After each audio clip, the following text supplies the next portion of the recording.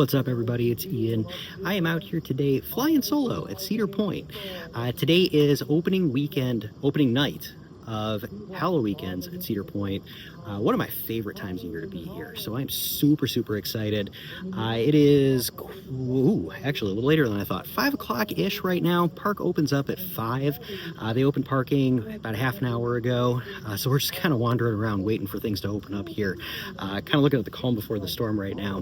But we're going to run into Breakers, see what we can find in there, and then just kind of keep going. All right, just stopped in the Breakers for a quick look around, see what they've got decoration-wise for Halloween, and things are looking spooky.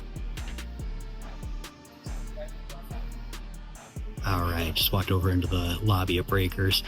I'm liking the skeletons on the carousel horses. Super cool. They also added a nice little spooky touch to the chandeliers here. Definitely digging that.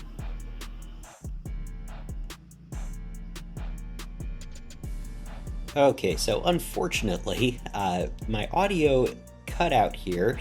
My mic quit working at some point, and I didn't notice it until a little bit later on.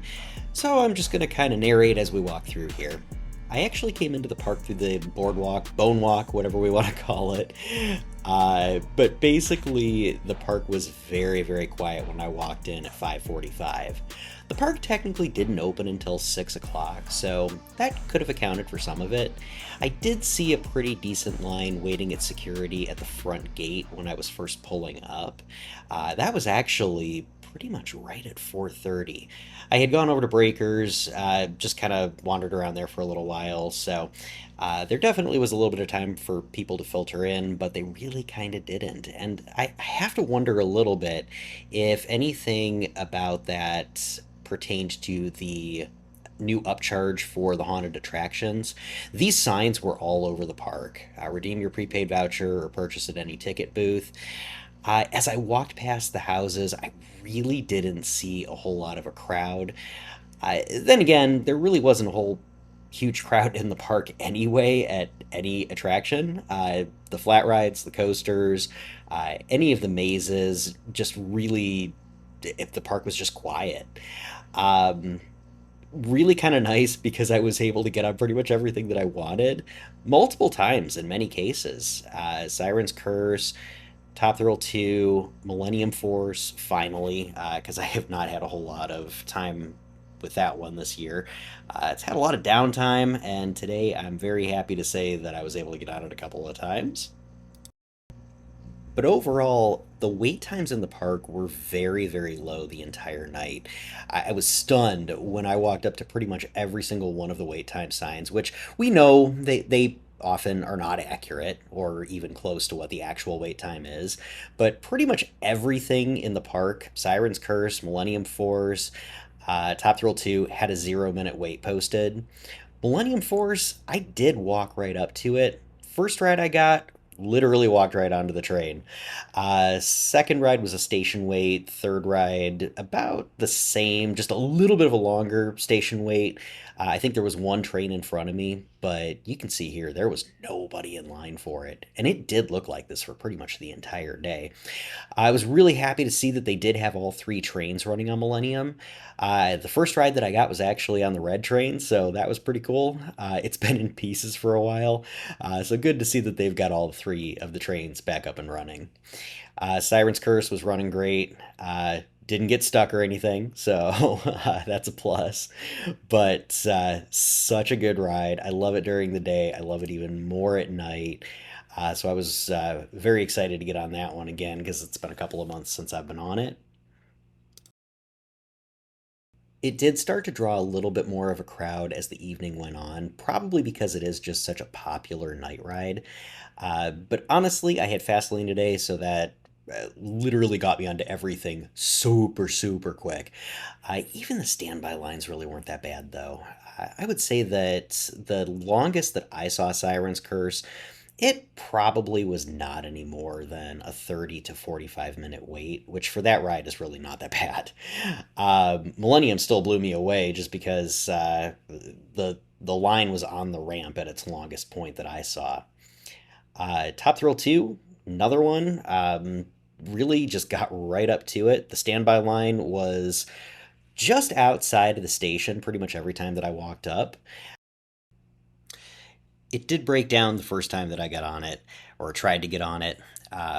Basically, they had loaded up the train, black train dispatched, and right as I was about to get on blue, uh, the black train just kind of stopped dead on the launch. So they ended up taking everybody off of the blue train, and I ended up leaving the line just because usually I'm used to seeing it. I have to cycle through a couple of test trains before they actually start it back up. That was not the case this time, which really kind of surprised me. They sent the black train back through, and almost immediately after, pretty much as soon as I got back to my locker at Magnum, I got all of my stuff out of it, shut the locker. They actually loaded up the blue train and dispatched it. So there was not that normal lull in between a breakdown and restarting the operation. That actually happened a couple of times tonight. So I wonder if they're changing something with Top Thrill 2. Uh, but the nice thing is I was able to get on it a couple of times. Funny thing is, when I got my ride, it actually did sit on the launch for a minute. Uh, Went through just fine. The train behind us went fine, but it did take a little bit of time, which I thought was kind of interesting. All in all, though, I'm really happy to see that Top Thrill 2 is having a much better year than it did last year. Uh, it still has some issues, but for the most part, anytime you look at it, it's usually running trains of people. So it seems like they've kind of hammered out whatever the major issues were, but here we are. So at this point, heading on over into Gemini Midway. Things are starting to get a little bit foggy and spooky. Again, the park didn't open until 6 today, so the normal daytime activities that are associated with HalloWeekends don't actually start until tomorrow, but they're definitely starting to get things going here in these clips. So I was heading this direction because I wanted to go try my luck with Steel Vengeance. I figured with everything else being on such a low weight that I would probably be able to get on there pretty much right away. I did cut through Frontier Town, and the scare actors had come out at that point, so they were having some fun with people. Very good energy out of them. They were fun. Looking forward to seeing them out again tomorrow. Uh, as far as Steel Vengeance goes, I ended up getting over there, and it was fantastic. Absolutely fantastic. I love just seeing it rising out of the fog when you're walking back there through Frontier Town. Um, but yeah, crossed over the tracks, saw it doing its thing, and looked at the wait time board, and sure enough, it was the same thing that I'd been seeing all over the park otherwise. Which, if you've ever been on Steel Vengeance, there is no such thing as a 0 minute wait. You might have a 0 minute wait to get to the metal detectors, but beyond that, you still got probably 10, 15 minutes. But it was good enough that I was able to ride it once, get right back up, and get into the line again. Went back through the metal detector. Uh, Two rides in probably 25, 30 minutes. So can't complain. The wait time boards do kind of crack me up a little bit, but whatever. I did not do Maverick. I thought about it. It too is another one that if you ever see a 0 minute wait time, just know it's not true. But here we are.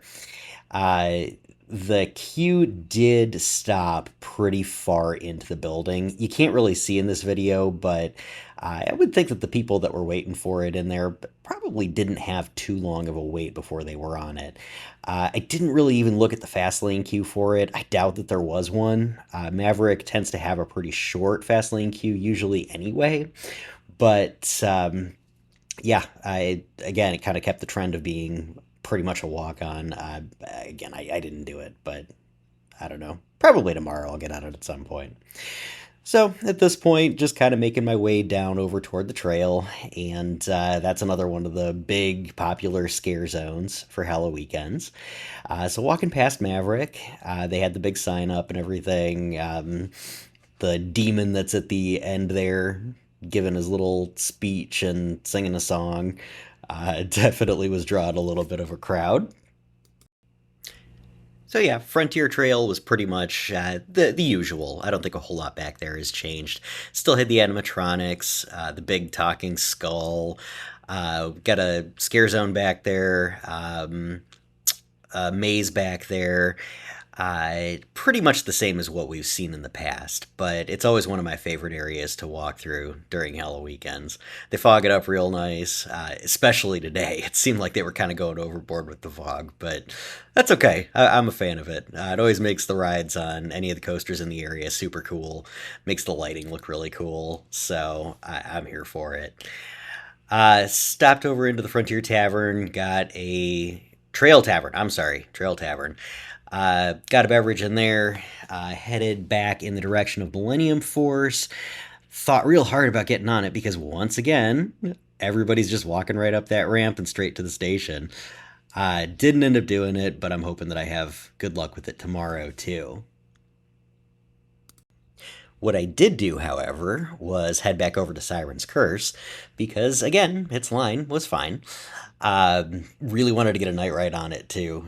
Love the night rides on this thing. Again, I've said it before, I'll say it again. I think it's better than the Beast.